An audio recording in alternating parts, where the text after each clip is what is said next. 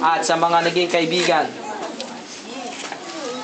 Kaya tayo po ay mananalangin muli sa huling panalangin. Ating pong itatagubilin ang katawan ni Hazel. Lahat po tayo ay sumama sa panalangin. Panginoong Diyos, Ama, kami po ay nagpupuri at magpasalamat sa anumang mga bagay na hindi namin maunawan na mabibigyan ng kasagutan sa ngayon. Tulungan na lang po kami, O Diyos, na matanggap po namin ang inyong kalooban. At amin pong itatagubilin ang aming buhay sa inyong kalooban. Kaya kami po, Diyos, ay naging saksi sa araw na ito, sa naging buhay ni Hazel, sa lahat po ng pagmamahal na amin pong nakita sa kanya, sa lahat po ng aming pagpapala na nakuha mula sa kanyang Panginoon, at sa lahat po ng saya at tuwa na dinulot dahil sa buhay na meron siya at kami naging bahagi ng Panginoon.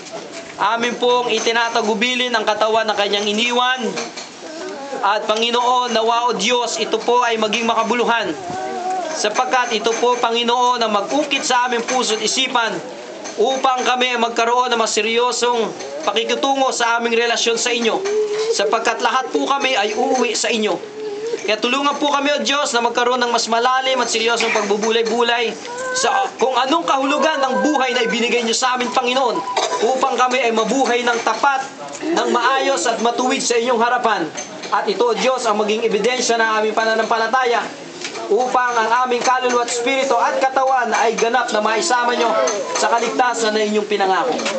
Kaya, Panginoong Diyos, nawa sa lahat po na nakiramay dito ay wala pong uuwi na hindi po bibitbitin ng pangako at ganap na pananampalataya sa inyo bilang tagapagligtas at pagkabuhay na maguli. At ikaw ang aming manunubos, tagapagligtas, Panginoon at hari ng aming buhay.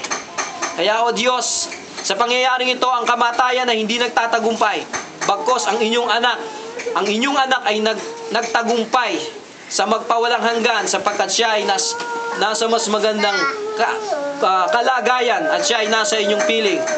At ang tagumpay, Panginoon, ay si Hazel. Siya po, Diyos, ay mas maligaya na, mas maayos ang kanyang kalagayan at siya po, Panginoon, ay maghihintay sa amin. Kaya, O Diyos, ang lahat po ng kapurihan at kalutihan ay aming po ibinabalik sa matamis na pangalan ay Panginoong Jesus. Amen.